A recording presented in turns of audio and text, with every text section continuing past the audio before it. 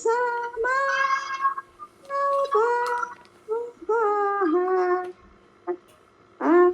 son yo ka sa pa sa na su ka bin sa bin ka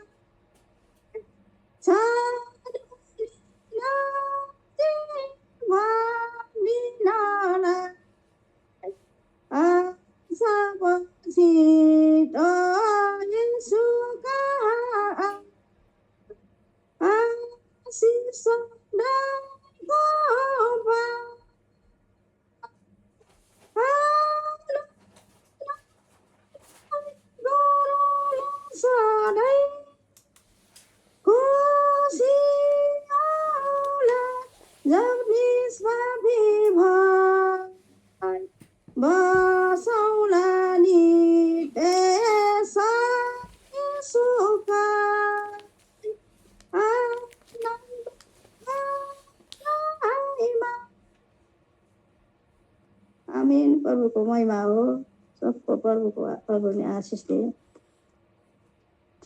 आमीन आमीन। Thank you sister. भाई किशन, आप इस song का सारांश कुछ हमको बता सकते हैं? आमीन आमीन। ये जो कि इंग्लिश सॉन्ग है कम टू द सेवियर, उसका नेपाली वर्जन है। ये एक this is the song that we have, the tune was sounding very familiar. I was thinking that the Come to the Savior, there is a very popular English song, and this was the Nepali version of that song. Yes. आओ यीशु कहाँ आदि, हे भाई तुम सबको invite है। All of you brethren, you are invited, come to the Lord. आज Christ नजदीक हैं, आशीष देने के लिए उनके पास आओ। The Lord is always close to you to bless you, so come to him. हमेशा आनंद में रहोगे, खुशी होकर जब निष्पापी होकर के। Then you will be always in peace and happy. जब आप निष्पाप होकर के, पाप रहित होकर के रहोगे, then you will be without sin. और हमेशा यीशु के साथ में आनंद घर में रहोगे। And you will stay in the house of the Lord and will always enjoy the blessings. हे पापी आओ, प्रभु के बात सुन करके उनके हाथ समा पकड़ो। Come and hold the hands of the Lord, you sinners. Come forward and hold his hands. और उनके पास आकर के आप सुख आनंद से दिन काटोगे, जीवन बिताओगे। And you will have the rest of your life in happiness. Come to the Lord. और आज ही विचार कर लो कि वो नजदीक है आपको आशीष देने के लिए, वर देने के लिए। And decide today, do not postpone, that he is ready to bless you. Come forward. आज ही आओ, जल्दी आओ, यीशु आशीष देने को बहुत नजदीक है। Come today, come quickly, the Lord is available to bless you. God bless you, brother. Amen. Amen. So come to the Savior. Thank you, brother. Thank you. God bless you. God bless you. Sister Rebecca, praise the Lord. आप ठीक हैं sister? God bless you, sister. Praise the Lord. God bless you too. हम लोग ठीक हैं. Thank you, brother. Thank you. God bless you, sister. Thank you. Amen. Amen. Amen. अब हम अगला गीत सुनेंगे नवल पारसी सिस्टर से। 2 सिस्टर्स हमारे साथ जुड़ी हुई हैं नेपाल से, और उनसे हम एक गीत सुनेंगे। सिस्टर्स, आप अपना गीत शुरू कर सकती हैं नेपाल से। आमीन, हालेलुया। आमीन। प्रेज द लॉर्ड सबको। हम अब आज the lily of the valley, it's a Christian song and we are going to sing it. It's a very beautiful Christian song in which The song tells about the beauty of Jesus Christ as the lily of the valley, and he takes our sorrows and gives us comfort and everything we can. It is a very beautiful song, and let's sing this song and praise the Lord. Amen. Praise the Lord. Amen. Start कर. I have found a friend in Jesus. He's everything to me. He's the fairest of 10,000 to my soul. The lily of the valley, in him alone I see. All I need to cleanse and make me fully whole. In sorrow is my comfort, in trouble is my stay. He tells me every care on him to roll. He's the lily of the valley, the bright and morning star. He's the fairest of 10,000 to my soul. He all my grief has taken and all my sorrows borne. In temptation, he's my strong and mighty tower. I have all for him forsaken and all my idols thrown from my heart, and now he keeps me by his power. Though all the world forsakes me and saddens me sore, through Jesus I shall safely reach the goal. He's the lily of the valley, the bright and morning star. He's the fairest of 10,000 to my soul. He'll never, never leave me, nor yet forsake me here, while I live by faith and do his blessed will. A wall of fire about me, I've nothing now to fear. With his manna he my hungry soul shall feed. Then sweeping up to glory, see his blessed face, where rivers of delight shall ever roll. He's the lily of the valley, the bright and morning star. He's the fairest of 10,000 to my soul. He's the lily of the valley, the bright and morning star. He's the fairest of 10,000 to my soul. Amen. Hallelujah. God bless you, everyone. Is the lily of the valley. He is a bright and morning star. बड़ा अच्छा गीत दोनों बहनों ने गाया. It was a beautiful song and it was sung beautifully. God bless you both sisters. Amen. Amen. अब हम अगला गीत सुनेंगे सिस्टर शकुंतला से. सिस्टर शकुंतला जी तुसी रेडी हो with your song, sister? Yes, brother. God bless you. God bless you. Praise the Lord to all. God bless you. God bless you. आप एक जबूर गावांगे 72 जबूर. Psalm 72. Sister is going to sing Psalm 72. भजन संहिता 72. रहेगा नाम सदा तीक मसीदा, रहेगा नाम सदा तीक मसीदा, रहेगा जद तलक सूरज रहेगा, रहेगा जद तलक सूरज रहेगा, रहेगा नाम सदा तीक मसीदा, ते उस तो बकता सब लोग पावन, ते उस तो बकता सब लोग पावन, ते को मायो दिया धन्यवाद गावन, ते को माओ दिया धन्यवाद गावन, रहेगा नाम सदा तीक मसीदा, रहेगा जद तलक सूरज सूरज रहेगा। जो इजराइलियां दा रब खुदा है, जो इजराइलियां दा रब खुदा है, अजाइब कम करदा तन सदा है, अजाइब कम करदा तन सदा है। खुदा दा पाक नाम है शान वाला, खुदा दा पाक नाम है शान वाला, सदा तीक मुबारक हो रहेगा, सदा तीक मुबारक हो रहेगा। बजुर्गी ओदी है दुनिया ते सारी, बजुर्गी ओदी है दुनिया ते सारी, कहो आमीन आमीन फिर दूजी वारी, कहो आमीन आमीन फिर दूजी वारी। तारीफ हालेलुया, आमीन आमीन।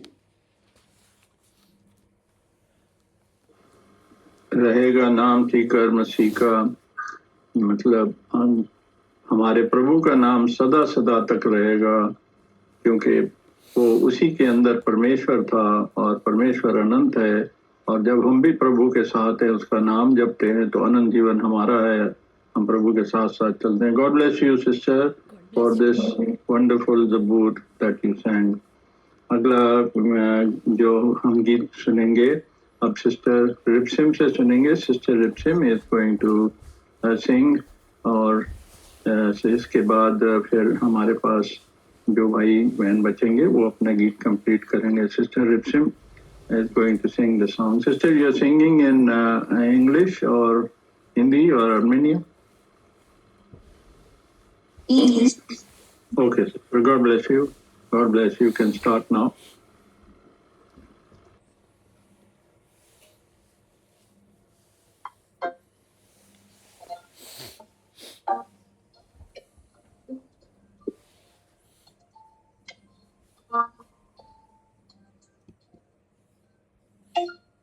There's no like my home, I'm just a passing through.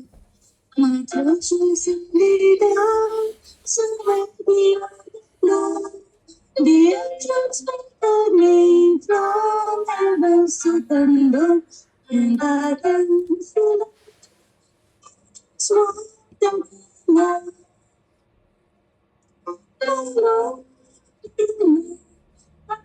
No friend like you. If heaven's not my home, then Lord, what will I do? The angels beckon me from heaven's open door, and I can feel it in this world anymore. They all expect me, that's one thing I know. My Savior pardoned me, and now I would go. I know He'll take me through from I am weak and poor, and I can feel it's more than enough. You know, I have no friend like you. If heaven's not my home, Lord, what will I do? The angels beckon me, heaven's open door, and I can feel it's more than enough. I have been singing from the glory lane. I don't expect to stop. Even next day, He's waiting for me in heaven's open door, and I can feel it's more than enough.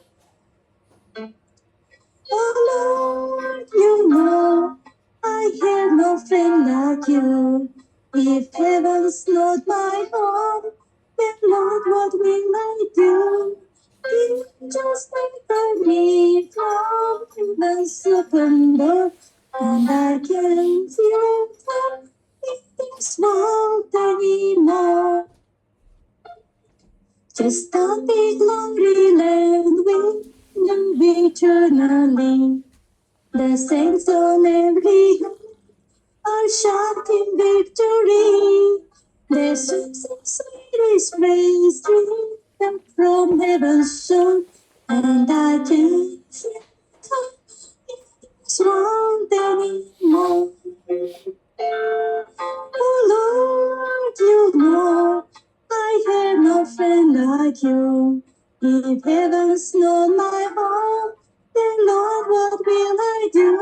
The angels waited me from heaven's open door, and I can feel it in this world anymore. Amen. God bless you all. Amen. Wonderful song. This world is not my home. I am just passing through. ये दुनिया, ये संसार मेरा घर नहीं है. मैं तो सिर्फ यहाँ पर एक सफर में हूँ, यात्रा में हूँ. और इस नीले आकाश के ऊपर जो हेवन है, जो आसमान के ऊपर जो स्वर्ग है, मेरा प्रभु वहाँ रहता है और वहाँ पर ही मुझे जाना है. और ये दुनिया मेरा घर नहीं है और प्रभु ने मेरे लिए जान दी और मेरे को बचाया और प्रभु ही मेरा मुक्तिदाता है. बहुत अच्छा सॉन्ग सिस्टर ने गाया. God bless you sister. Now we will have another song और ज़बूर बाय लेखराज और सिस्टर रूथ के साथ. अब हम अगला गीत या ज़बूर सुनेंगे. आमीन. God bless you brother ji. Praise the Lord. Praise the Lord. जय मसीह की. जी, प्रभु की महिमा के लिए हम ज़बूर गाएंगे. ज़बूर नंबर 139. 139 जी.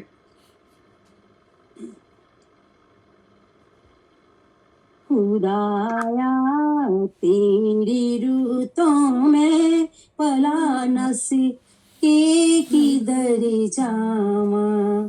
खुदाया तेरी रूतों में पला न सके किधर जावा. हजूरी तेरी तू छुप के मैं केड़ी तरफ नून सा. हजूरी तेरी तू छुप के मैं केड़ी तरफ नून सा. खुदाया तेरी रूतों में पला न सके किधर जावा. मैं चढ़ जावा जे आसमाना दे उते ओथे है तू ही. मैं चढ़ जावा जे आसमाना दे उते ओथे है तू ही. बिछावा बिस्तरा पाताल दे विच ओथे है तू ही. बिछावा बिस्तरा पाताल दे विच ओथे है तू ही. खुदाया तेरी रूतों में भला न सके किधर जावा. समुद्रों पार जा उतरा सुबह दे पंखां नूं फैला. समुद्रों पार जा उतरा सुबह दे पंखां नूं फैला. ते ओते भी तेरा हथ मैनू या रब राह विखावेगा. ते ओते भी तेरा हथ मैनू या रब रावी खावेगा। खुदाया तेरी रूतों में भला न से के किधर जाऊं। खुदाया तू करेगा दस्तगीरी मेरी ओथे भी। खुदाया तू करेगा दस्तगीरी मेरी ओथे भी। तेरा हाथ सज्जा उस पाताल दे विच होवे मदद मेरी। तेरा हाथ सज्जा उस पाताल दे विच होवे मदद मेरी। खुदाया तेरी रूतों में भला न से के किधर जाऊं। जे मैं आँखां की मैनू कुप हनेरा हुण छुपावेगा। जे मैं आँखां की मैनू कुप हनेरा हुण छुपावेगा। मेरे गिरे ते हनेरा भी तदों चानन हो जावेगा। मेरे गिरे ते हनेरा भी तदों चानन हो जावेगा। खुदाया तेरी रूतों में भला न से के किधर जाऊं। नहीं है सामने तेरे हनेरा कुप हनेरा भी। नहीं है सामने तेरे हनेरा कुप हनेरा भी। अनेरी रात तेरे सामने वांगी चाननी भी। अनेरी रात तेरे सामने है वांगी चाननी भी। खुदाया तेरी रूतों में भला न से के किधर जावां। हजूरी तेरी तो चुप के मैं केड़ी तरफ नू नसा। खुदाया आमीन hallelujah. Hallelujah. God bless you, bhai. Hallelujah. God bless you, sister. By Lekhraj ji, sister Ruth ji, प्रभु ਤੁਹਾਨੂੰ ਬਹੁਤ आशीष देवे इस अच्छे जबूर दे वास्ते। और बहुत अच्छा जबूर तुसी गाया, बहुत तसल्लीदा जबूर है कि खुदा से बच के मैं कहाँ जा सकता हूँ। खुदा तो हर जगह है, परमेश्वर हर जगह है, प्रभु हर जगह पर है। इसलिए हमें हर समय हर जगह पर उसकी परस्तिश करनी चाहिए और उसका धन्यवाद करना चाहिए, क्योंकि वो हर जगह मौजूद है और सबको देखता है और सबको प्रोवाइड भी करता है, सबकी मदद भी करता है। प्रभु का बहुत धन्यवाद हो इस अच्छे ज़बूर के लिए जो आपने गाया। और अब हमारे पास समय है कि हम प्रभु के वचन से सुनेंगे। आज का वचन हम सुनेंगे भाई जसविंदर के द्वारा। आज का वचन सुनेंगे और मैं उसकी ट्रांसलेशन करूंगा बाय ग्रेस ऑफ गॉड। इससे पहले कि हम वचन सुनने में जाएं, हम प्रार्थना में जाएंगे और हम भाई किशन के साथ प्रार्थना करेंगे। भाई किशन इस की प्रार्थना के द्वारा हम इस मीटिंग को आगे बढ़ाते हैं। उन गीतों के लिए धन्यवाद करते हैं और ज़बूरों के लिए और परमेश्वर के वचन को जो प्रभु हमसे बात करने वाला है उस वचन के लिए प्रार्थना मांगते हैं कि प्रभु हमको आत्मिक भोजन दे और भाई को भी ब्लेस करे और जिससे कि हम उस वचन को सुन सकें और अपने जीवन में लगाएं। और भाई किशन के साथ अब हम प्रार्थना करेंगे। God bless you. आमीन। Thank you brother. आइए खुदाबंद खुदा के हुजूरी में हम सिर झुकाएं जो सर्वशक्तिमान है उसी के सामने सिर झुकाएं जो सब कुछ कर सकता है। जैसा कि बहन ने भी अभी गीत में गाया, मैं तेरी आत्मा से, तेरी रूह से भाग करके कहाँ जाऊं, मैं पाताल में जाऊं तू भी वहां है वहां, क्योंकि अंधेरा तेरे सामने दीन समान हो जाता है। वो सचमुच उसकी उपस्थिति दीन समान होता है, जहां भी वो है वहां उजाला है। और वचन फिर से कहता है, जहां 2 या 2 से अधिक मेरे नाम में एकत्र होंगे, मैं उनके मध्य में हूं। तो वो हमारे मध्य में है, तो फिर यहाँ भी प्रकाश है, यहाँ भी दीन है, यहाँ भी ज्योति है। वो इसलिए है कि वो हमें ज्योति से भरना चाहते हैं। आइए हम ऐसे सर्वशक्तिमान को हम धन्यवाद के साथ में उसको आह्वान करें कि वो हमारे मध्य में रहे और हमारी समझ को खोले और हमें प्रकाश से भरे, अपने समझ से, अपने ज्योति से, अपने वचन से भरे। आइए सिर झुकाएं।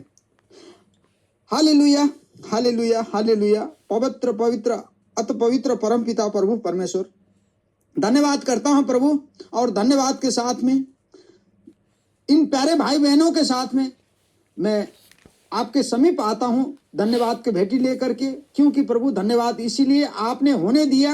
यीशु ख्रिस्ट के नाम में मैं है स्वर्गीय पिता, मैं आपके समीप आता हूं धन्यवाद के भेटी लेकर के, कि प्रभु आपने हमें हो प्रभु अनुग्रह किया, फजल दिया, दया करी, कृपा करी, आपने प्रेम किया और हमें यहाँ तक हो प्रभु सुरक्षित लेकर के आए और आज का दिन दिया।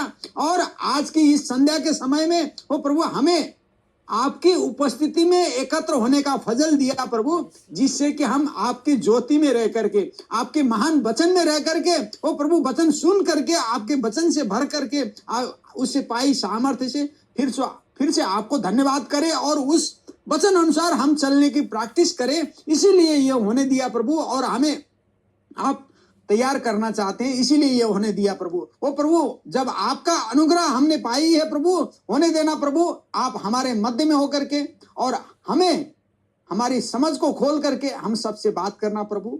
आप सर्वशक्तिमान है प्रभु। ओ प्रभु, हमारी समझ को खोलने वाले आप है प्रभु। धन्यवाद करता हूं प्रभु, धन्यवाद हर एक चीज के लिए आपने हमारे लिए करी प्रभु, हमारे ऊपर करी हो प्रभु। इन जो सुमधुर गीत जो गाए आपके परिस्थिति में, आपके महिमा के लिए, आपके जी प्रभु, आपकी महिमा के लिए, स्तुति के लिए, वो आपके घराने में कबूल हो प्रभु। ओ प्रभु, जो भाई बहन ओ प्रभु यहाँ है प्रभु, उन सबको आप जानते हैं प्रभु, इसीलिए क्योंकि आपने बुलाए प्रभु, आपने एकत्र किया। आज का इस संध्या के समय में ओ प्रभु हमें आपने एकत्र किया आपकी उपस्थिति में। ओ प्रभु, जो मीटिंग ओ प्रभु आप हमसे बात करने के लिए ये तैयार किया प्रभु, इस मीटिंग को ओ प्रभु आप सिर है प्रभु, आप आपने अगुवाई में ओ प्रभु हम सबको लीड और गाइड करना प्रभु। विशेष करके प्यारे भाई जसविंदर जी को आपके हाथ में सौंपते हैं प्रभु, जो आपके दास है, आपके सेवक है, हमारे प्यारे भाई है प्रभु, जो जिनके द्वारा ओ प्रभु आप हमसे बात करते हैं, वचन बांटने के लिए तैयार किया प्रभु। ओ प्रभु, प्यारे भाई को आपके अनुग्रह से, आपके आशीष से, आपके सामर्थ्य से, आपके सामर्थ्य से, आपके वचन से और आपके प्रकाशन से भर देना प्रभु, जिससे कि प्रभु वो हमें आपका प्रभु यूं फरमाता है वाला वचन हम सब में सीधाई के साथ में प्रोक्लेम कर सके। और जो अनुवाद कर रहे हैं प्यारे भाई, बुजुर्ग, हमारा बुजुर्ग भाई है, उम्र में बुजुर्ग है प्रभु, पर आत्मा में बिल्कुल तरोताजा है। मैं तो ब्लेस्ड होता हूं प्रभु प्यारे भाई के कारण से। वो प्रभु प्यारे भाई को और सामर्थ्य से भर देना प्रभु, जिससे कि वो और हमें वो प्रभु आशीष से भर सके। वो प्रभु, क्योंकि आपने इन भाइयों को आशीष से भरा प्रभु, जिससे हम भी आशीषित होते हैं। धन्यवाद हो प्रभु, आप ऐसे भाइयों के साथ में हमें रखे हैं, इसके लिए धन्यवाद प्रभु, क्योंकि आप हमें परफेक्ट करना चाहते हैं, सिद्ध बनाना चाहते हैं और उस सिद्धता की ओर ले जाना चाहते हैं जो आप सिद्ध है। ओ प्रभु, क्योंकि आपके आत्मा के चलाए हुए, आपके पवित्र वचन से भरे हुए के द्वारा ही संभव है कि हम उस सिद्धता की ओर जाए। आप काम अपने जनों के द्वारा करते हैं, भाइयों के द्वारा, किसी के वचन बोल करके, किसी के द्वारा प्रकाशन दे करके करते हैं प्रभु, किसी को भी इस्तेमाल करते हैं प्रभु। ये सब आपके वेसल्स हैं, आपके बर्तन हैं प्रभु, जो कि आपकी महिमा के लिए, आपकी जनों को ओ प्रभु आपकी सिद्धता की ओर ले जा, हम सबको आपकी सिद्धता की ओर ले जाने के लिए तैयार किया है। इन भाइयों को और भरना प्रभु, और सामर्थ्य से भर देना, इनको और आशीष से भर देना प्रभु, अनुग्रह करना इन सब प्यारे भाई के घराने पर। ओ प्रभु, जब भाई बोले प्रभु, ओ प्रभु आपका यूं फरमाता है, योवा यूं फरमाते वाला वचन हो प्रभु, और सुनने के लिए हो प्रभु हमारे कानों को खत्मा कर देना प्रभु, और हमारे मन हृदय को वो नम्र कर देना प्रभु, जैसा कि हो प्रभु उस पेंतिकोस्त के दिन में हो प्रभु उन सबके हृदय छिद गए थे, हमारे भी हृदय छिदे प्रभु, और हमें हो प्रभु रियलाइज हो कि नहीं हम कहाँ हैं और हमें कितना कुछ तैयारी करने का आवश्यकता है हो प्रभु, जिससे कि हम तैयार होकर के हो प्रभु आपके वचन अनुसार चलने की प्रैक्टिस कर सके। हम सिर्फ सुनने वाले न बने प्रभु। वचन कहता है अगर हम सुन करके भूल जाते हैं, सुने अनुसार नहीं करते, तो हम अपने आप को धोखा देते हैं प्रभु। हम सुन करके भूलने वाले नहीं, उस पर चलने वाले बन सके, वो सामर्थ्य देना प्रभु, सहायता मदद करना, क्योंकि आप ही से हमें सामर्थ्य मिलता है। आप ही हमारे गढ़ किला चट्टान है, होने देना प्रभु, अनुग्रह कृपा करना, आप हमारे मध्य में होना प्रभु, और हम सबसे बात करना प्रभु, सहायता मदद करना। वचन बोलने वाले, वचन अनुवाद करने, ट्रांसलेट करने वाले, और हम सब सुनने वाले को एक मन, एक चित्त और एक आत्मा में रखना प्रभु, जिससे कि हम सब एक ही आशीष से आशीषित हो सके और आपकी उस तैयारी के आत्मा से तैयार पाए जा सके। अनुग्रह कृपा करना। सारा मीटिंग आपके हाथ में सौंपते हैं। आज का वचन उन अगर जो कोई घटी कमी में है उनको भरने वाला हो, जो कोई बंधन में हो उनको बंधन से छुड़ाने वाला हो, अगर जो कोई दुख कष्ट में हो उनको चंगाई देने वाला हो, जो कोई अशांति में है उनको शांति देने वाला हो, और जो आपकी सहारा की जरूरत है जिनको, वो प्रभु जो घुटने कमजोर है, निर्बल है, उनको सहारा देने वाला हो, और जो थके हुए हो उन्हें नया जोश भरने वाला हो प्रभु, होने देना प्रभु। अनुग्रह कृपा करना, आप बात करना प्रभु। जब आपकी उपस्थिति होती है तो फिर वहां वो प्रभु हर चीज संभव है, क्योंकि आप भरीपुरी वाला प्रभु है। आप में असंभव कुछ नहीं है प्रभु, वचन कहता है। होने देना प्रभु, आपके वचन अनुसार हो। अनुग्रह कृपा करना, हर चीज आपकी इच्छा मर्जी अनुसार पूरा हो प्रभु, हमारे जीवन में होने देना। हालेलुया प्रभु, जिससे कि हर बातों में हम सिर्फ आपको ही महिमा कर सके, आपको ही धन्यवाद दे सके। अनुग्रह कृपा करना, हर एक बातों में आपको महिमा मिले। कमिंग और आपके हाथ में सौंपते हैं, जिससे कि आपको ही महिमा मिल सके। हालेलुया प्रभु। और लास्ट में फिर से हम आपको ही धन्यवाद कर सके। होने देना प्रभु, हर एक चीजों में आपको महिमा मिले। प्रभु यीशु ख्रिस्ट के सामर्थ्य नाम में प्रार्थना करते हैं और पा लेते हैं। आमीन। आमीन आमीन आमीन। Thank you brother, God bless you. हमने अच्छी प्रार्थना करी और हम सब ने मिलकर आमीन कहा, और प्रभु ने हमारी प्रार्थना सुनी है। और अब वचन सुनने का समय है, क्योंकि हम वचन ही वो आत्मिक भोजन है जिसके द्वारा हम स्वर्ग में जाने के लिए अपने आप को तैयार करते हैं और तृप्त होते हैं। The word of God is that spiritual food, the energy that we receive in order to prepare ourselves to enter heaven. तो प्रभु का धन्यवाद हो अच्छी प्रार्थना के लिए। Now this is the time for us to hear the word of God so that we learn from the word and we get the benefits and blessings of the word of God. भाई जसविंदर, आप ready हैं? जी भाई। Okay, thank you brother. God bless you. आमीन आमीन। God bless you. And now I will hand over to भाई जसविंदर। आप start कर सकते हैं, and by grace of God I will translate for you. आमीन भाई। प्रभु यीशु मसीह के नाम में सभी भाई बहनों को जय मसीह की।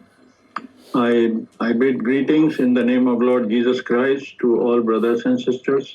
और सारा जलाल, सारा धन्यवाद, सारी महिमा प्रभु के नाम को जाए। All glory and all honor belongs to the Lord. और प्रभु ने हमें ये फिर से अवसर दिया कि हम प्रभु के लिए इकट्ठे हुए हैं। We have once again received this opportunity to come together in the name of Lord. और हम सबसे ज़रूरी हिस्से में पहुंच चुके हैं प्रभु के वचन में। Now we are in the vital part of our worship about the word of God. क्योंकि हमारे सारे सवालों का जवाब जो है वो प्रभु का वचन है। Because all our questions are answered through the word of God. क्योंकि अभी हम इस शरीर में हैं, इस संसार में रहते हैं।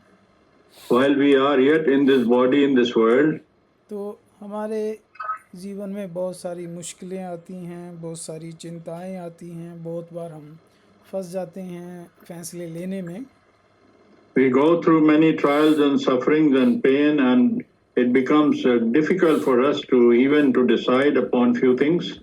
और बहुत सारे लोग जो हैं वो अपने आसपास के लोगों के पास जाते हैं सलाह लेने, And many people go to the people around them to be advised.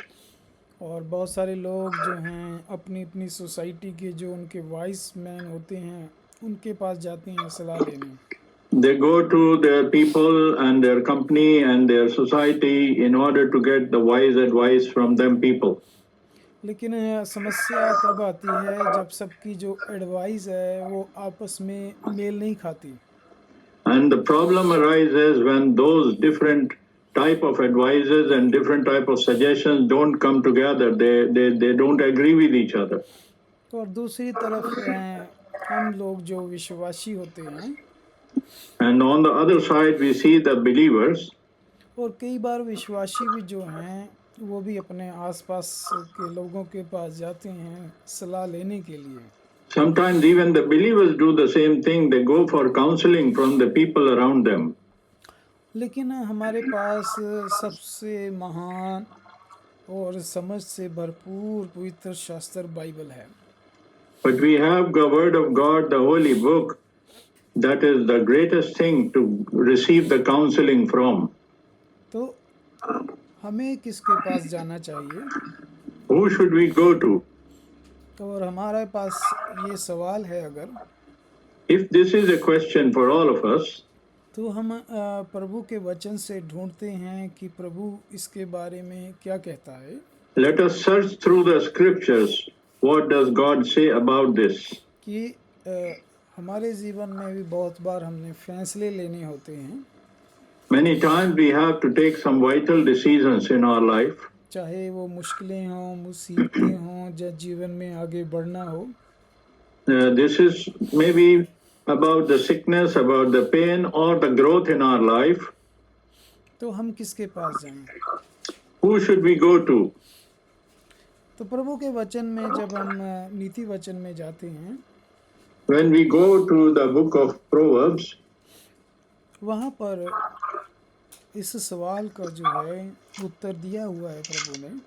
and we receive an answer to this question. और इसी जगह नहीं है, पूरे पवित्र शास्त्र में बहुत जगह इस सवाल का उत्तर है. And it is not only here, but spread all over the Word of God, we have an answer to this question. नीति वचन जब हम 3 में जाते हैं, उसकी When we read through the chapter 3 of the book of Proverbs in the Old Testament, वो उसकी 5 आयत में प्रभु का वचन कहता है, and the Word of God speaks from the verse 5, Proverbs chapter 3 and verse 5. कि तू अपनी समझ का सहारा ना लेना, बल्कि संपूर्ण मन से यहोवा पर भरोसा रखना, उसी को समन करके सब काम करना, तो वह तेरे लिए सीधा मार्ग निकालेगा. आमीन. We read through the verse 5 and verse 6, Proverbs chapter 3. Trust in the Lord with all your heart and lean not on your own understanding. In all your ways acknowledge him and he shall direct your paths. Amen. तो प्रभु कह रहा है कि तुम अपनी भी समझ का सहारा ना लेना, बल्कि पूरे मन से परमेश्वर पर भरोसा रखना. God says that do not lean on your understanding, do not trust your intellectual or wisdom, but you should depend on God to direct your path. यानी परमेश्वर का सहारा लेना, तब जाके वो तेरे लिए सीधा और सही रास्ता निकालेगा. That means you must always depend and follow the path and directions and the teaching which God shows. तभी तो जो है सभी मुश्किलों, मुसीबतों, चिंताओं से, कंफ्यूजन से बाहर निकालेगा. Then only he will bring you out from all those worries and all those difficulties. तो यहाँ पे तो प्रभु ने कहा है कि तू अपनी भी समझ का सहारा ना लेना. The Lord says here, the Lord God says here, do not depend on your own understanding. तो तो भजन संहिता में भी जाते हैं, जो कि ये सारे उत्तर एक साथ जुड़े हुए हैं। All these thoughts are knitted together in the book of Psalms. और भजन संहिता जब 146 में हम जाते हैं, When we go to Proverbs 146, और in Psalms 146, और उसकी पहले 3 आयत पढ़ेंगे। we will read Psalm 146 and we will read first 1, 2, 3 verses. तुम प्रधानों पर भरोसा न रखना, न किसी आदमी पर, क्योंकि उसमें उद्धार करने की शक्ति नहीं है। Now in the third verse of Psalm 146, do not put your trust in the princes, nor in a son of man, in whom there is no help. तो प्रभु ने यहाँ बताया कि जो तुम्हारे प्रधान भी हैं, तुम उन पर भी भरोसा न रखना। And he says in this verse that let your princes and kings also, or the wise people or the great men, do not even put your trust in them. और प्रभु आगे कह रहा है, ना तुम किसी भी आदमी पर, And not even on any man. चाहे वो हमारा नज़दीकी हो, चाहे कोई रिश्तेदार हो, Let it be our relative, let it be close to us, let it be anyone. Do not trust anyone except God. लेकिन प्रभु ने किस मनुष्य को धन्य कहा है, ब्लेस्ड कहा है। But the Lord says, the Lord calls such a man a blessed person. और प्रभु ने उसका उत्तर 5 आयत में दिया है। And who is a blessed person for God? God has given the answer in verse 5. प्रभु कहता है, The Lord says here, क्या ही धन्य है वह पुरुष जिसका सहायक याकूब का परमेश्वर है और जिसकी आशा अपने परमेश्वर यहोवा पर है। आमीन। and in the verse 5 he says, happy is he who has God of Jacob for his help, whose hope is in the Lord his God. वही भाई बहन मनुष्य आशीषित है जो अपना भरोसा यहोवा पर रखता है। Only such brother or sister will be blessed by God who keeps his trust and faith in God. और क्यों है वह धन्य? Why is it so? 6 आयत साथ में पढ़ें। In the verse, if we read now in the 6th verse, क्योंकि वह आकाश और पृथ्वी और समुंदर और जो कुछ उसमें है सबका करता है और वह अपना वचन सदा के लिए पूरा करता रहेगा। आमीन। Amen. In the 6th verse he says, this is the reason we must trust in God, because he made heaven and earth, the sea and all that is in them. He keeps his truth forever. और देखिए, चाहे आकाश हो, चाहे समुंदर हो, चाहे उसमें जो कुछ भी हो, सब कुछ परमेश्वर ने बनाया है। Now whether it is heaven or the sea, everything is created by God. इसलिए उस पर जो भरोसा रखता है वो इंसान मनुष्य आशीषित है।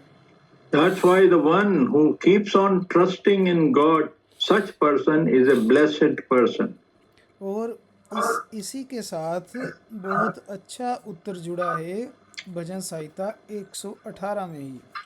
Now if we go to Psalms 118, there is another answer, another thought which is connected to this statement. Psalm 118. और देखिए, यहाँ पर भी परमेश्वर वही बात बोल रहा है, क्योंकि परमेश्वर कॉन्ट्राडिक्शन नहीं है उसके वचन Here में। also it says the same thing, because God is not a God of contradiction. यहोवा की शरण लेना प्रधानों पर भी भरोसा रखने से उत्तम है। आमीन। Amen. Which verse is this, brother? Psalm 118 and verse 9. Psalm 118 verse 9 we are reading, it is better to trust in the Lord than to put confidence in princes. अब देखिए कि जो संत पलूस है Now you see, if we look at St. Paul, वो पहले परमेश्वर पर ईमान रखने वाला एक इंसान था, he used to trust in God, लेकिन उसकी समस्या थी कि वो अपने प्रधानों पर भरोसा रखता था। but he had a problem that he used to also trust in the princes and the kings and the great people. अब ये दोनों चीजें साथ नहीं चल सकती, Now these two things cannot walk together. इसीलिए तो उसने एक वो चिट्ठी ली थी अपने धार्मिक गुरुओं से और वहाँ की पॉलिटिकल गवर्नमेंट से मसीहों को ख़त्म करने के लिए। That's why he took a counsel, he took a letter, he took instructions from those big people so that he can eliminate Christians. उसको ओवर कॉन्फिडेंस था अपने प्रधानों की उस अथॉरिटी पर। He used to trust those princes and those kings and those great people more than anything. कि मैं इस मसीह को मानने वाले लोगों को कत्ल कर दूंगा, ख़त्म कर दूंगा। That I will finish all these people who are the followers of Christ. अब देखिए जब उसने मनुष्यों पर भरोसा रखा वो फेल हो गया। And you see, while he was trusting in the people, he failed. लेकिन जब खुद मसीह प्रभु परमेश्वर उससे मिला, उसके सामने जलाली रूप में प्रकट हुआ। And when he had an encounter with the Lord Jesus himself, तो उसका वो सारा संसारिक समझ, उसका भरोसा मनुष्यों पर सब खत्म हो गया। then all his trust in those princes and all those great people finished and vanished. और सही कन्वर्जन जो हुई है वो उस वक्त देखिए पलूस की हुई है। Now you see what a true conversion happened to Paul. क्योंकि उसने उसके बाद समय नहीं लिया सोचने के लिए। Thereafter he did not waste any time. और एक उसने और बहुत अच्छी बात की संत पलूस ने, And yet he did another good thing. जो कि हमें गलातियों के में जाना पड़ेगा और And we must go to his letter to Galatians. और उसका पहला ही अध्याय है गलातियों का। And we go to Galatians chapter 1. और उसकी हम 16 आयत से पढ़ेंगे, आप बाद में उससे पहली आयतें भी पढ़ सकते हैं। Galatians chapter 1. If we go to Galatians chapter 1, yes. और verse 16। From which verse, Bill? 16। 16. Galatians chapter 1 and verse 16. अब संत पलूस खुद गवाही दे रहा है कि जब उसका इनकाउंटर प्रभु से हुआ तो उसके बाद उसने कौन सा फैसला लिया।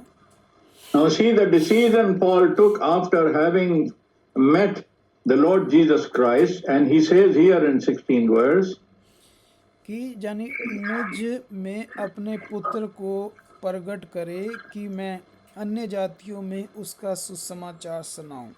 देखिए पहले तो वो ये बात कह रहा है। Now you see, in the first place he says that God revealed his son to him, that is, he revealed his son in me that I might preach him among the Gentiles. तो यानी अगर प्रभु यीशु मसीह अपने आप को किसी भाई बहन पर प्रकट करता है तो वो विदाउट पर्पस नहीं होता। That means always when the Lord declares himself and manifests himself to a brother or a sister, then it is not futile, it is with a purpose. तो यहाँ पे वो बता रहा है कि वो क्यों प्रकट हुआ, क्या पर्पस था उसका। Now here he is trying to say, why did the Lord Jesus declare himself to Paul? तो वो कह रहा है कि मैं अन्य जातियों में उसका सुसमाचार सुनाऊं। The purpose of Jesus encountering Paul was to be used to preach the word of God to Gentiles. तो प्रभु यीशु मसीह अपने जलाली रूप में उसके सामने प्रकट हुआ, उसको अपना जलाल दिखाया। Lord Jesus appeared to Paul in his glorified form. क्योंकि प्रभु चाहता था कि ये मेरा सुसमाचार सुनाए, Because Lord wanted that Paul should preach the word.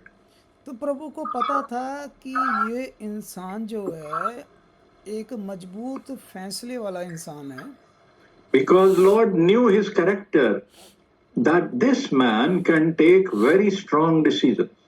अब देखिए इसका उत्तर आगे मिलेगा हमें। Now we will find the answer little further in this. तो मैंने मांस और ना लहू से सलाह ली। आमीन। And in the same verse, he says, in 16th verse, I did not immediately confer with flesh and blood, so that he did not take counseling from his flesh and blood. That means the human side. बिल्कुल, जब मतलब कि flash यानी लहू और मांस का मतलब कि मनुष्य, That he did not take counseling and advice from his human person. तो प्रभु प्रगट ऐसे नहीं हो गया इसके सामने। Now the Lord did not declare himself just like that.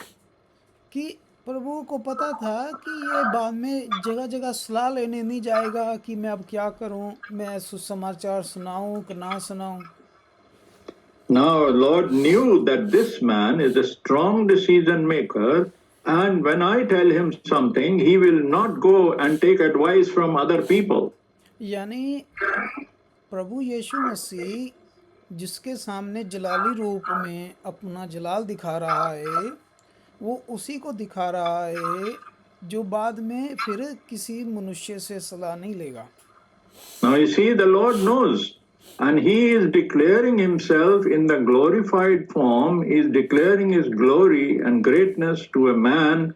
About him, he is sure, he is confident that this man will not go and take advice from others. तो इससे हमें क्या पता चलता है? What do we learn from here? कि प्रभु यीशु मसीह सिर्फ उसी के सामने जलाली रूप दिखाते हैं या दिखाएंगे जो इंसान पूरी तरह परमेश्वर पर भरोसा रखता है। That the Lord manifests in his glorious form, in his supernatural form, only to such a person in whom he has a confidence that he will stick to it and he will not go into the world to take advice. ना कि उन पर जो डगमगाते हों या backslide हो जाते हों। They are not going to backslide and they are not going to flicker. अब देखिए यहीं पर नहीं पौलुस अपनी गवाही रोक रहा, आगे देखिए वो और क्या बता रहा है। The Paul is not stopping here yet. Look at his testimony further. ना यरूशलेम को उनके पास गया जो मुझसे पहले प्रेरित थे।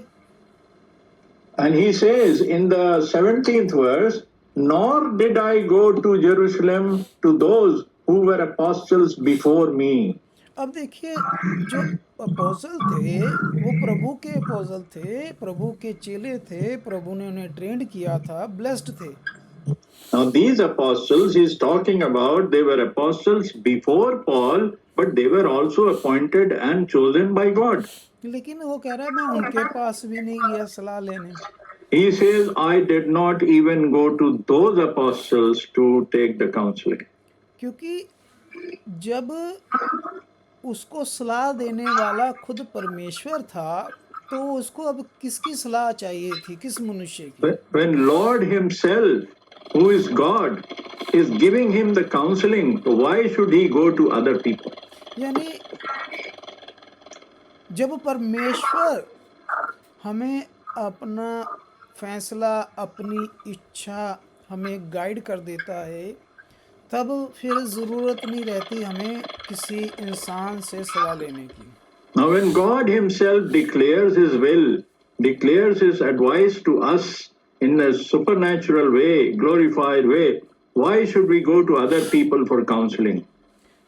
अब देखिए गिनती की किताब में जब हम देखते हैं when we look into the book of Numbers, हम नोट कर लेंगे let us note this.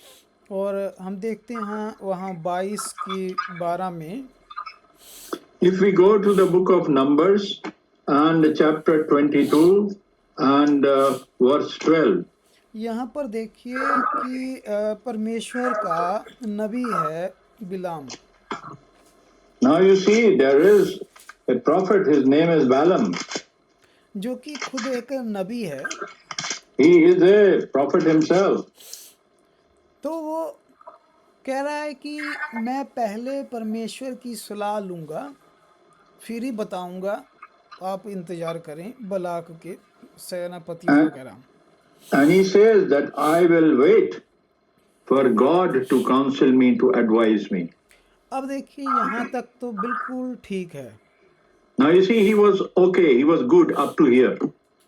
लेकिन परमेश्वर दिलों और गुर्दों को जानने वाला परमेश्वर है। But the Lord knows the inside out of a man. हम सब जानते हैं आगे क्या हुआ, We all know what happened later on. कि नबी है और परमेश्वर की सलाह लेने की बात कर रहा है। Now he is looking for the counsel or advice from God, and he is a prophet. लेकिन उसके अंदर जो चल रहा था वो परमेश्वर जानता था। But what is going on in his mind, the Lord knows. लेकिन लालच ने फिर उसने मनुष्य उस बलाक की सलाह मान ली But you see, because of the greed, और he listened to the counsel from the man called Balak. और वह मुश्किल मुसीबत में चला गया। And then he went into trouble. अब देखिए जो नबी था परमेश्वर से आशीषित था, फिर वो सजा खा गया। Now you see, although he was a prophet and he was blessed by God, but even then he made a great mistake. दूसरा इतिहास में हम जाएंगे। दूसरा If we इतिहास go to 2 Chronicles, और उसकी 18 आयत में, and which chapter? 18 2 Chronicles chapter 18. यहाँ पर भी देखें बेस्ट एग्जाम्पल है इस विषय की। Now here also there is yet another good example in 2 Chronicle chapter 18. यहाँ पर देखिए योशोपात है Now here we know Jehoshaphat, और इज़राइल का राजा अहाब है, and then there is a king of Israel whose name is Ahab. और दोनों ने मिलकर युद्ध पर जाना है। And then they have to go. योशोपात इज़राइल के राजा को कह रहा है कि तुम्हारे बीच में कोई परमेश्वर का नबी है तो उससे सलाह ले लो। Then Jehoshaphat says to Ahab that if there is a prophet amongst you, then take the counsel, take the advice before you go to war. अब योशोपात बिल्कुल सही बात कर रहा है। Now here Jehoshaphat is talking. लेकिन जो अहाब है इज़राइल का राजा, वो देखिए क्या कह रहा है। Now see what Ahab is telling to Jehoshaphat. उसने जो उसके पास 400 नबी थे, He had 400 prophets. अब देखिए लिखा तो ये भी नबी ही थे 400, And it says that they were all prophets. लेकिन वही बात, एक सही नबी में और झूठे नबियों में फ़र्क होता है। But then there could be many prophets, but there is a true prophet and there can be false prophets. अब उसने सही नबी से सलाह लेने की बजाय उसने अपने जो झूठे 400 नबियों से उनसे पूछा कि हम युद्ध पर जाएं, क्या हम जीतेंगे? Now instead of taking the counsel and advice from the true prophet, he went to those many prophets who were not the true prophets to take advice whether he should go on war. अब देखिए वो 400 नबी क्या उत्तर दे रही हैं। Now you see what those many prophets, what are they replying? वो कहते हैं बिल्कुल चढ़ाई कर, परमेश्वर ने उनको तेरे हाथ में कर दिया है। And they say that the Lord has already surrendered them in your hands. लेकिन ये देखिए ये गलत था, झूठ था, ये सच नहीं था। But this statement was wrong. ये सत्य नहीं था ऐसा। This was not true. लेकिन योशोपात फिर भी एक अच्छा राजा है। But Jehoshaphat is a good king. वो फिर भी कह रहा है कि नहीं, तुम्हारे बीच में कोई सच्चा, कोई परमेश्वर का नबी है कोई? He is still asking, is there a true prophet amongst you? लेकिन अहाब कह रहा है कि है तो है, लेकिन मैं उससे नफरत करता हूँ। He says, there is a true prophet, but I hate him. यानी जो परमेश्वर की सही सलाह है उससे नफरत कर रहा है। See, the real counsel, the real advice coming from God through a man, this man is hating it. यानी जो सच्चाई है उससे नफरत कर रहा है। That means he is hating the truth. अब सच्चाई से भाग कर कोई बच नहीं सकता ना। But no one can escape having इसलिए run after running from the truth. इसीलिए वो 7 आयत में कह रहा है कि मैं उससे घृणा करता हूँ। That's why he says in the 7th verse that I hate him. तो फिर भी वो अपने लोग भेजता है मीका नबी के पास, जो सच्चा नबी होता है परमेश्वर का। Now there was a Micah the prophet, and he sends his people to them. और तब तक देखिए वो झूठे नबी उस राजा को कह रहे थे कि हम नबूद कर रहे हैं, कि तू जीतेगा, परमेश्वर हरा देगा दुश्मनों को। देखिए Now those false prophets were counseling the king that don't worry, you will win. We are doing the prophecy and we are looking at things.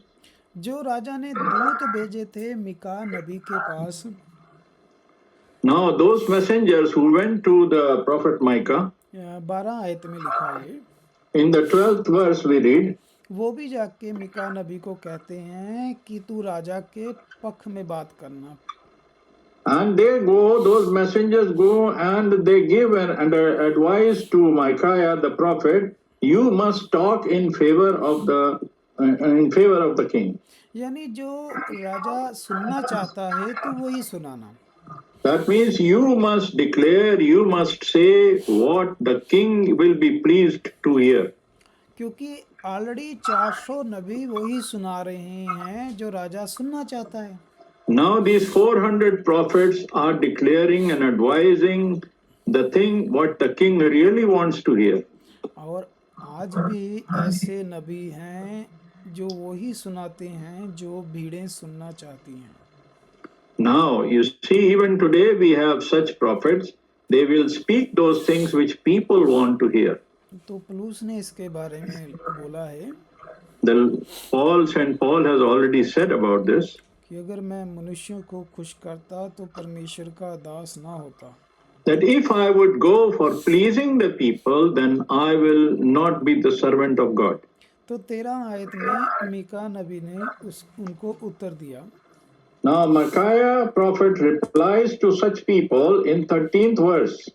यहोवा के जीवन की शपथ, जो कुछ मेरा परमेश्वर कहेगा मैं तो वही कहूँगा। Micaiah says in 13th verse, as the Lord lives, whatever my God says, I will speak. तो जब उसको बुलाते हैं तो मीका नबी तो परमेश्वर से समझ पाकर, गाइडेंस पाकर उसको सच सच बता देता है। Now Micah, because he received the counseling from God and he tells him the truth. कि भाई तेरा जो है अंत बहुत बुरा होगा। That this will be very bad, how you are going about. तो आगे वो मीका नबी बताता भी है कि ये 400 नबियों के बारे में परमेश्वर क्या कहता है। Now then he also tells them that what God thinks about these 400 false prophets. कि इनके ऊपर झूठा आत्मा बिठाया गया है, झूठा आत्मा। That they have got a wrong spirit upon them. Their spirit is not the spirit of truth. ये झूठी भविष्यवाणियां कर रही हैं। These are doing the false prophecies. क्योंकि तूने जो गुनाह किए हैं तेरा नष्ट होना अब अवश्य है। Now whatever sin you have committed, you will surely be destroyed. अब इसके बावजूद वो हलीम होने के बावजूद उसका मन और सख्त हो गया। Now instead of melting down, instead of becoming more humble, to accept this statement, he became more hard. कहता मैं जीत के आऊंगा और अपने हाथों से तेरे को मरवाऊंगा, या नबी को कहता। Now he says, let me go, will make sure that I win this war, then I will come back and I will have you killed. तो नबी कहता अगर तू सही सलामत वापस आ गया तो मैं फिर झूठा नबी हुआ। And then this true messenger says that if you come back alive, then I will be a false prophet. तो हम जानते हैं कि फिर वही हुआ जो परमेश्वर की इच्छा थी, जो सलाह थी। Now you see what was the will of God. According to the true prophet, the same thing happened. क्योंकि परमेश्वर की सलाह को उसने ठुकरा दिया था, Because he had disobeyed, he had not obeyed, he refused the counsel, the advice from God. तो परमेश्वर की सलाह हमेशा उत्तम क्यों होती है? The advice and counsel from God is always supreme. क्योंकि यशाया में और 55 अध्याय में In Isaiah 55, और उसकी हम 8 आयत में देखते हैं। if we go to Isaiah 55 and verse 8, यहाँ पर परमेश्वर फर्क बता रहा है मनुष्यों की समझ में और अपनी समझ में। here the word of God is telling us, just 1 minute, brother, 1 minute.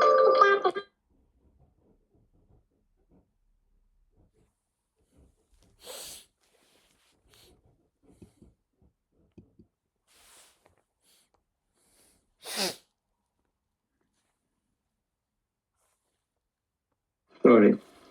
Isaiah 55 and verse 8, brother. Yes brother. Isaiah 55 and verse 8. Yes, we are looking at it. क्योंकि यहोवा कहता है मेरे विचार Because the Lord says, मेरे विचार और तुम्हारे विचार एक समान नहीं है, my thoughts are not your thoughts, ना तुम्हारी गति और मेरी गति एक सी है, not are your ways and my ways the same. क्योंकि मेरी और तुम्हारी गति में और मेरे और तुम्हारे सोच विचारों में आकाश और पृथ्वी जितना अंतर है। In the 9th verse he says, for as the heavens are higher than the earth, so are my ways higher than your ways.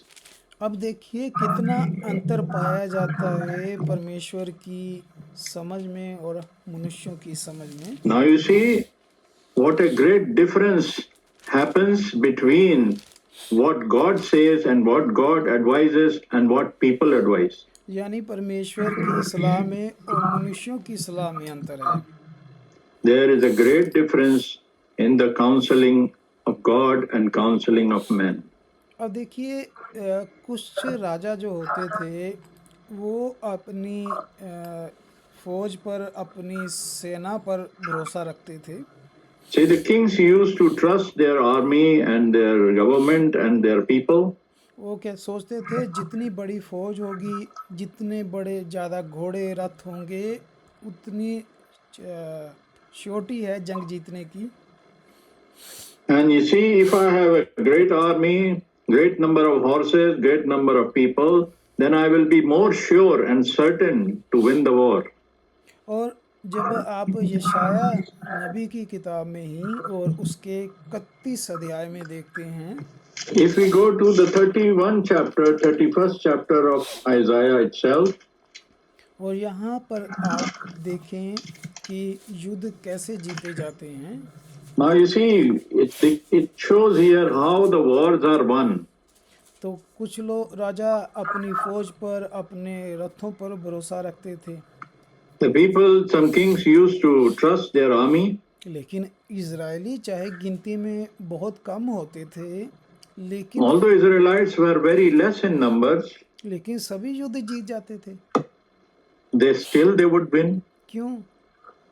Why? उनका भरोसा ना तो अपनी फौज पर, ना रथों पर, ना घोड़ों पर होता था। They did not just plainly trust their horses and the chariots. तो किस पर होता था? So who do they trust? 31 की शुरुआत में ही इसका उत्तर है।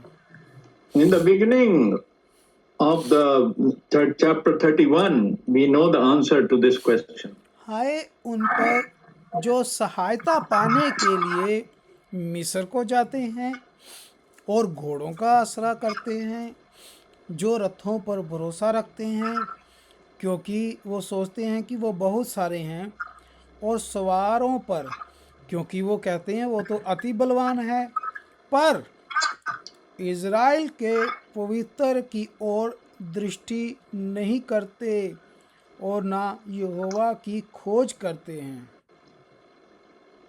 In the verse 1, we read chapter 31 of Isaiah, "Woe to those who go down to Egypt for help, and they rely on their horses, who trust in the chariots because they are many, and in horsemen because they are very strong, but they do not look to the Holy One of Israel, nor seek God."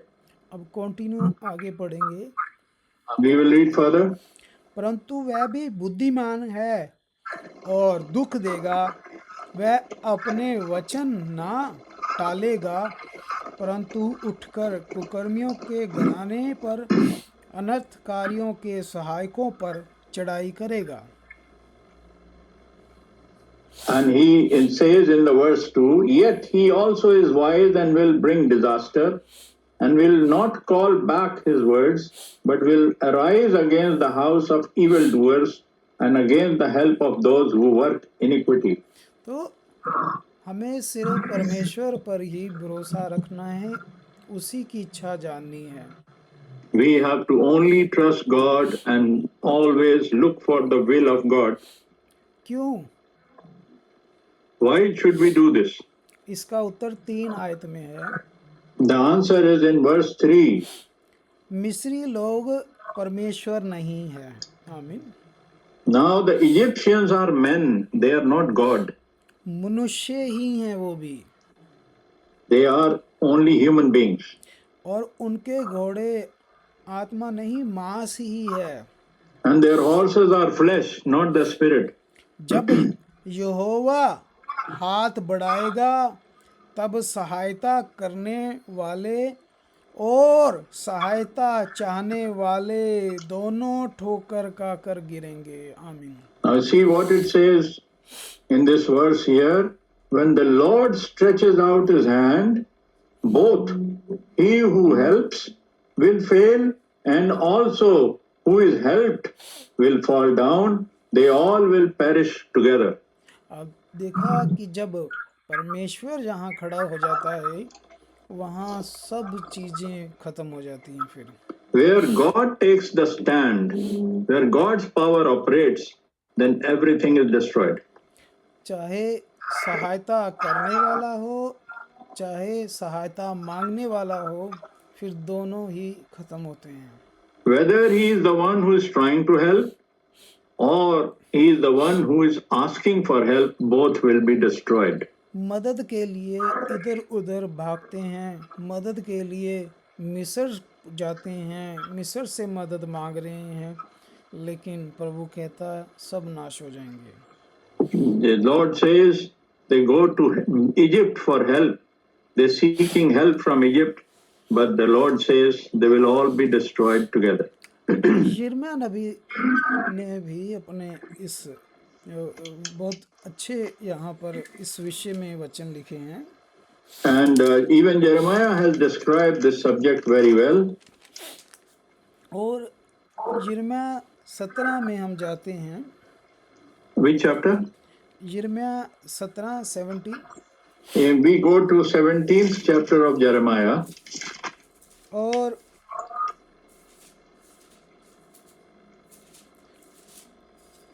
सत्रह की हम 15 से शुरू करेंगे। We will read from the 15th verse of the book of Jeremiah. और यहाँ पर लिखा है, And it says here,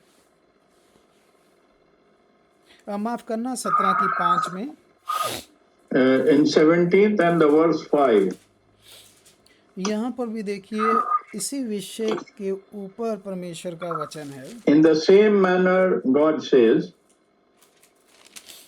यहाँ पे लिखा है, यहोवा यूं कहता है, the Lord says, thus saith the Lord, श्रापित है वह पुरुष जो मनुष्य पर भरोसा रखता है और उसका सहारा लेता है।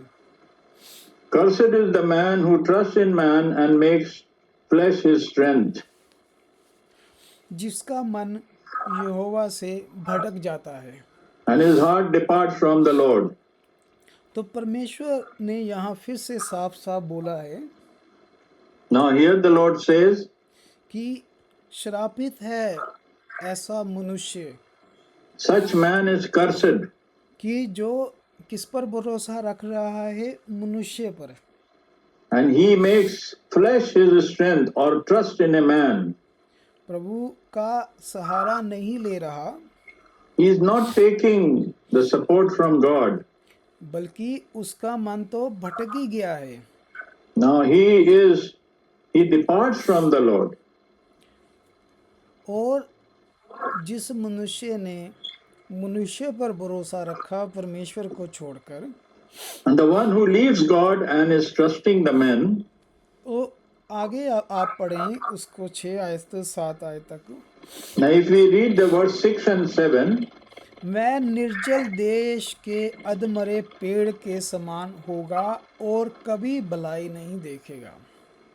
he shall be like a shrub in the desert and shall not see when the good comes. वह निर्जल और लोंछाई भूमि पर बसेगा। He shall inhabit the parched places in the wilderness. लेकिन जिस मनुष्य ने परमेश्वर पर भरोसा रखा, The one who trusted in the Lord, 7 आयत में देखिए उसकी blessings. in the 7th verse, look at the blessing of such a man. धन्य है वह पुरुष जो यहोवा पर भरोसा रखता है। आमीन। Blessed is the man who trusts in the Lord and whose hope is the Lord. जिसने परमेश्वर को अपना आधार माना है And he trusts and whose hope is the Lord. अब भजन संहिता 1 वाला जो वचन है वही यहाँ पर है। The scripture that we read in the book of Psalm, the same word is repeated here. वह उस वृक्ष के समान होगा जो नदी के किनारे लगा होगा। आमीन। He shall be like a tree planted by the waters. उसकी जड़ जल के पास फैली होगी। आमीन। It spreads out its roots by the river. जब धूप होगी तब उसको ना लगेगी। आमीन। And he will not fear when the heat comes. और उसके पत्ते हरे रहेंगे And its leaves will be green. और सूखे वृक्ष में भी उनके विषय में कोई चिंता ना होगी। And will not be anxious in the year of drought. क्योंकि वह तब भी फलता रहेगा। Nor will cease from yielding fruit. So it will always bring the fruit. यानी जो पेड़ अच्छा फल नहीं लाएगा वो काट दिया जाएगा, आग में झोंक दिया जाएगा। The tree that doesn't bring good fruit will be put into the fire.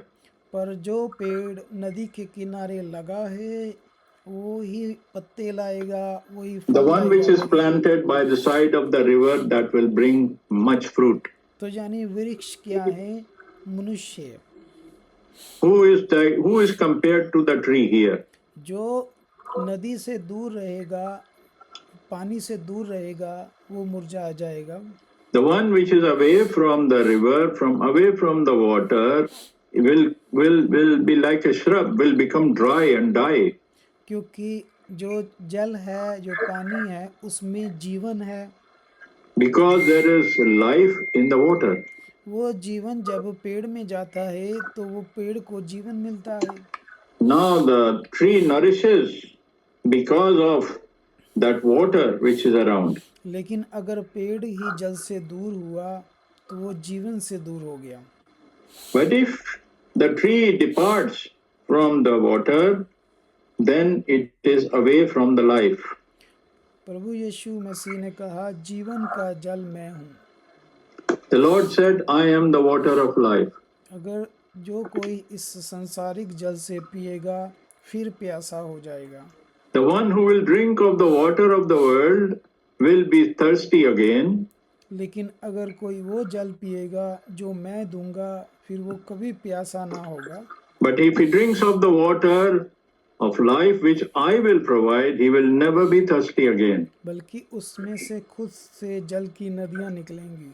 But then a source of the water will come out from such person. यानी वो खुद जीवन प्राप्त करेगा See, he himself will receive the life और वही जीवन वो दूसरों को भी देगा and he will impart and he will provide the same life which generates from himself, from within himself. He will share that life with others also. तुम मुझसे अलग होकर कुछ नहीं कर सकते। You cannot do anything if you separate yourself from me. अपनी अकल बुद्ध का सहारा लेकर तुम कुछ भी नहीं कर सकते। You can do nothing if you lean on your own understanding. अब दाऊद जब इस प्रभु यहोवा में सो गया When King David, he slept in the Lord, तो सुलेमान की उम्र बहुत कम थी। then his son Solomon was very young, और उसके ऊपर जिम्मेदारियां बहुत थी। and many responsibilities upon him. पिता का इतना बड़ा साम्राज्य उसके कंधों पर आ गया। Such a huge kingdom of the father had fell upon his shoulders, and he had a lot of responsibility. पिता जो था उसके ऊपर परमेश्वर का मसा था, आत्मा था, समझ थी, गाइडेंस थी। His father had the anointing of God upon him. लेकिन इसका मतलब नहीं है कि पुत्र पर भी वही चीज आएगी। It does not matter, it is not definite that the same anointing and the same kindness and the same things will fall on the son also. तो पुत्र को भी उसके लिए मेहनत करनी थी। But the son had to work to receive that anointing. तो वो परमेश्वर के आगे झुका। So he fell and he humbled himself in front of the Lord. वो किसी मनुष्य के आगे नहीं झुका। He did not lay down, he did not bow down in front of a man. उसके पास बहुत सारे पिता के समय के सेनापति थे, गाइडर थे जो उसे गाइड कर सकते थे। He knew many great men from the times of his father. लेकिन वो उन सब को छोड़कर परमेश्वर के आगे झुक गया। But he did not yield to their advice, rather he went and humbled himself towards God. और उसने ये कबूल किया कि वो अभी बच्चा है। And he confessed that he is immature and he is still a child. और उसने कबूल किया कि उसके पास वो समझ नहीं है कि वो इस राज्य को चलाए। And he knew that he is not wise enough that he should continue this kingdom. अब याकूब की पत्री में उसमें लिखा है पहले अध्याय में, And we read in the first chapter कि तुम में से किसी के पास अगर विजडम की कमी है तो परमेश्वर से मांगे, परमेश्वर देगा। if somebody lacks the wisdom, they should ask the Lord. क्योंकि विजडम परमेश्वर के पास है। Because all the wisdom comes from God. He is the source of wisdom. इतनी कायनात को इतने परफेक्ट तरीके से बनाना और उसे चलाना ये विजडम से बिना नहीं हो सकता। This cannot be without the wisdom of God, that how the world is created and how the world is regulated. तो परमेश्वर विजडम की पूरी खान है। God is the source of all the wisdom. उसका आत्मा समझ का, गाइडेंस का आत्मा है। And his spirit is the spirit of understanding and wisdom. तो देखिए परमेश्वर ने उसकी जायज प्रार्थना का उत्तर दिया। See, God answered the prayer which he rendered to God. परमेश्वर ने उसे wisdom the. God gave him the wisdom. और देखिए परमेश्वर की विजडम से उसने जो नीति वचन सपोपदेशक किताबें लिखी हैं, And now you see, he wrote the book of Proverbs, full of wisdom. सारी कायनात में लोग पढ़ते हैं, ब्लेसिंग लेते हैं। Now, all over the world, the people read those scriptures and they are blessed. और उसने वो बातें प्रभु के विजडम से लिख दी जो मनुष्य की फिलॉसफी से बहुत परे हैं। Now you see, the things which Solomon wrote, receiving wisdom from God, they are beyond the understanding and philosophy of man. जहाँ सारी कायनात ब्लेसिंग की तरफ, संसारिक बरकतों की तरफ, खुशियों की तरफ, संसारिक जीवन की तरफ पागल है, भागती है। But the whole world is running after the physical and material things and blessings. तो उसने वो बातें लिख दी जो कि जीवन का सत्य हैं। And he has written those things which are true and they are the truth for life. अब देखिए उसने क्या लिखा है। See, what has he written? मृत्यु दिन जन्मदिन से ज़्यादा उत्तम है। We are reading Proverbs. We are not reading. We just And he says, the day of dying, the day of death is better than the day of birth. अब देखिए संसारिक फिलोसफी तो यही कहती है कि अच्छा हुआ जन्म है, संसार को भोग रहे हैं, लेकिन उसने कितनी बड़ी विजडम की बात की। See how great wisdom this man spoke. क्योंकि वो कहता है इस संसार में आते ही हम दुखों में, मुश्किल मुसीबतों में पड़ जाते हैं। You see, as soon as we arrive in this world, we get into suffering and pain and curse. लेकिन जब ही मृत्यु आती है, सारी चिंताएं, कर्ज, बोझ, स्ट्रेस उसी दिन खत्म। But when the death comes, then we are free from all these troubles. और वो लोग भी जो अपने आप को अपने कहलाते थे, And those ones, those whom we used to call our own people, जो लोग खुद कारण बने होते हैं किसी के मेंटली डिस्टर्ब का, बीमारी का, such people whom we call our own, they are the people, they are the source of our disturbance and problems. और मृत्यु देखिए एक कैसी चीज है। Now you see, death is such a thing.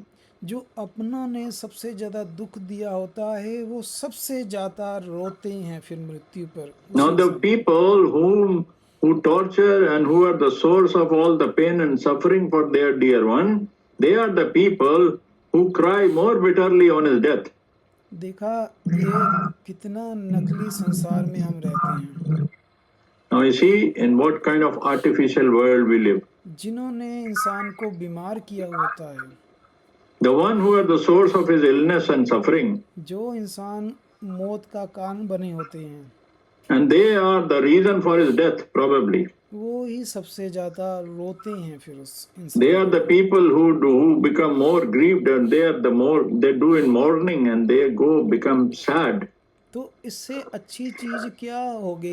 जन्मदिन नहीं, मृत्यु दिन ज्यादा उत्तम हुआ ना। So which day is more blessed? Is it the day of birth or the day of death? जिन्होंने आपको सारी उम्र परेशान किया वो उस दिन सबसे ज्यादा आपके लिए रो रहे हैं।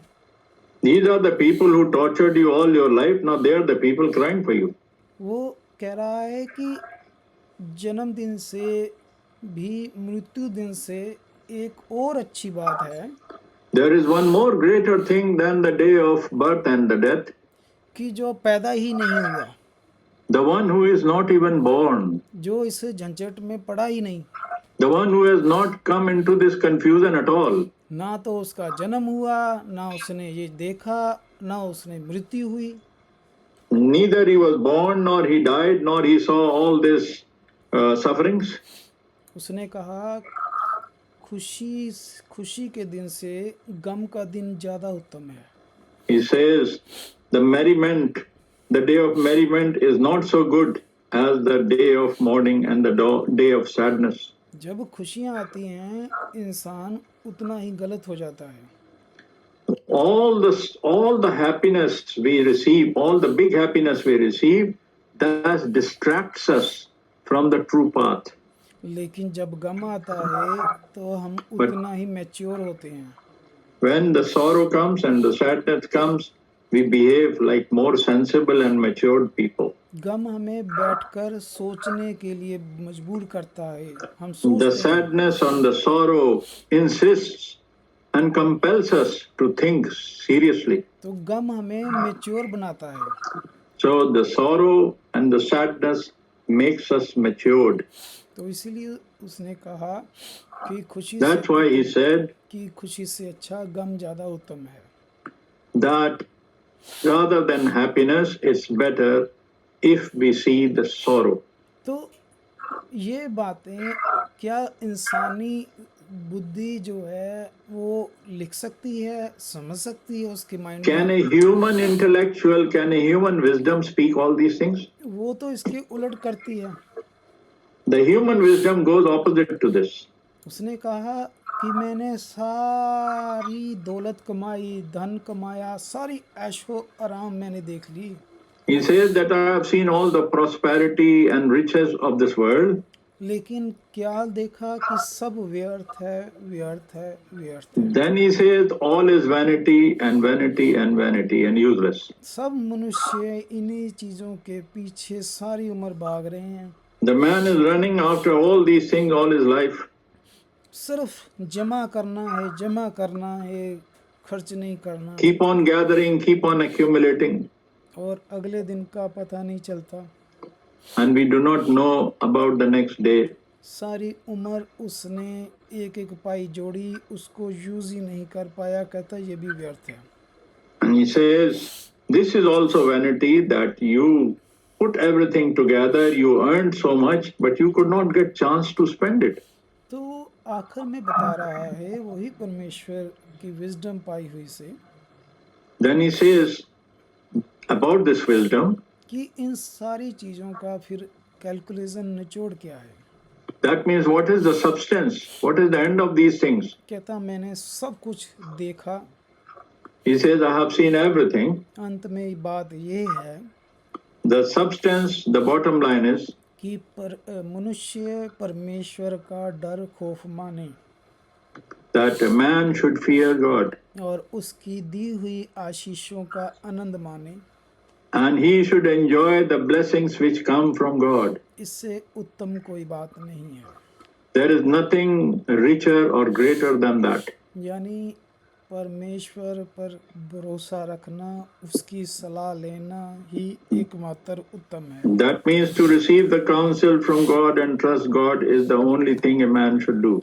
जब जब मनुष्यों की सलाह ली है, इंसान मुश्किल में, मुसीबत में पड़ा है. Whenever we go and take counsel from men and advice from men, we invite trouble. और ये सिर्फ हमने सिर्फ वचन पढ़े ही नहीं होते. It's not only just by reading the word. ये जो वचन हम पढ़ते हैं ये हमारे जीवन में से होकर गुजरते हैं.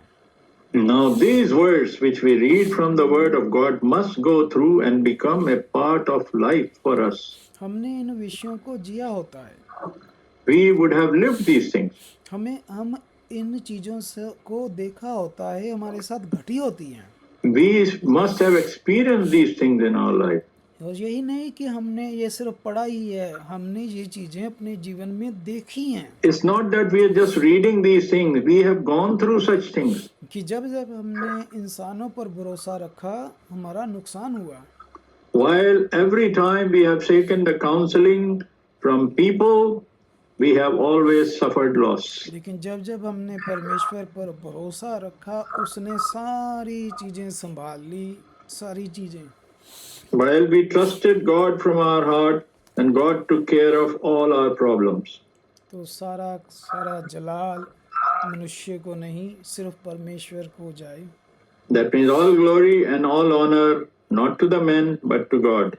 परमेश्वर आप सभी को बहुत सारी आशीष बरकत दे. May the Lord bless you all abundantly. तो अगला समय भाई इमैनुअल के पास है.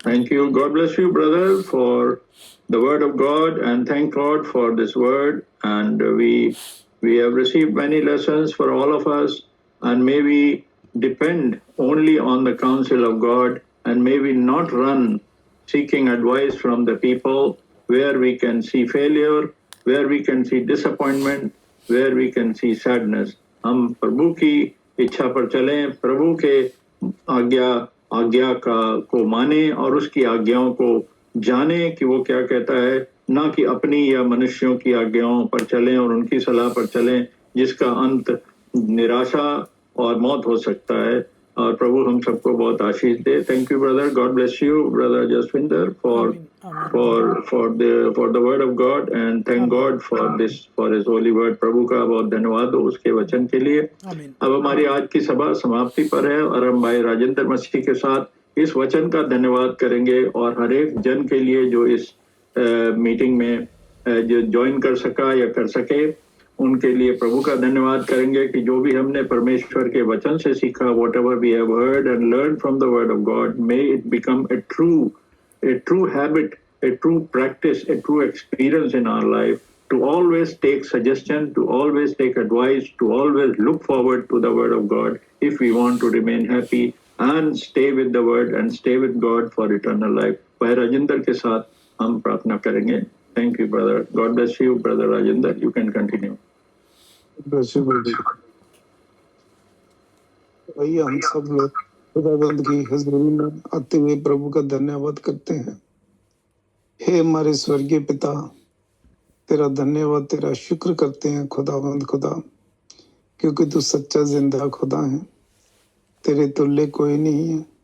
हर चीज का रचयिता तू है खुदाबंद खुदा, और खुदाबंद खुदा हर चीज तेरे कंट्रोल में है, और खुदाबंद खुदा तू राजाओं का राजा है, तू ही हमारा आगू है, तू ही हमारा सब कुछ है खुदाबंद खुदा। तेरा धन्यवाद करते हैं सुंदर समय के लिए, क्योंकि खुदाबंद तूने हमें ये सम्मान दिया है कि हम तेरे नाम की महिमा करें, तेरे नाम को जलाल दे खुदाबंद खुदा। तू ही हमारा छुटकारा कराने वाला जीवत परमेश्वर है, उद्धार करता है। सारी आदर में मंजलाल तेरे पवित्र नाम को देते हैं। प्रभु जी आज तेरे कलाम से जाना खुदाबंद, तेरे कलाम में आया यिर्मयाह में कि तू यहोवा यूं फरमाता है कि तू किसी मनुष्य पे अपना भरोसा ना रखना और किसी का सहारा ना लेना। और खुदाबंद नीति वचन में आया है कि खुदाबंद तेरे कलाम में लिखा है कि तू अपनी बुद्धि और समझ का सहारा ना लेना, संपूर्ण मन से यहोवा पे भरोसा रखना, वो तेरे लिए सीधा मार्ग निकालेगा।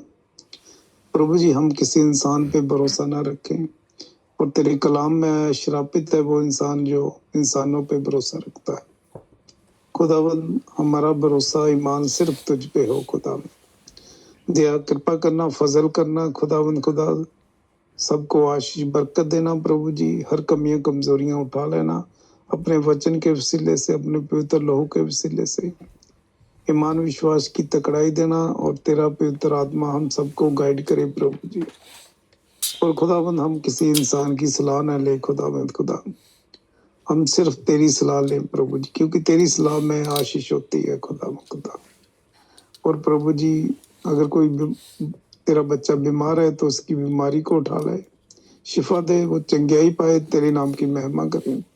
अगर किसी की कोई दुनियावी आत्मिक जरूरत है तो बेहतर जानता है, अपने स्वर्गीय खजाने से उसे पूरी करना प्रभु जी। और खुदाबंद खुदा तकड़ाई, ईमान की तगड़ाई दे, तेरे कलाम में आगे बढ़ते जाएं प्रभु जी। और खुदाबंद अपनी आमद तक संभाल के रखना प्रभु जी। और खुदाबंद हम जब भी मिले सदा तेरी महिमा करें, तेरे नाम को जलाल दे, अपने जीवनों में पहला स्थान तुझे दे खुदाबंद। और खुदाबंद जो हमसे नहीं हो सकता तू कर सकता है, तू सब कुछ कर सकता है, हम विश्वास करते हैं प्रभु जी। और खुदाबंद खुदा तेरा धन्यवाद करते हैं, आज खुदाबंद तूने अपने कलाम से बात की है प्रभु जी। होने दे इस कलाम के द्वारा हम सुने, उस पर चले और बहुत सारा फल लाए प्रभु जी। भाई जसविंदर को, ब्रदर मैनुअल को बहुत सारी आशीष बरकतों से भर देना प्रभु जी।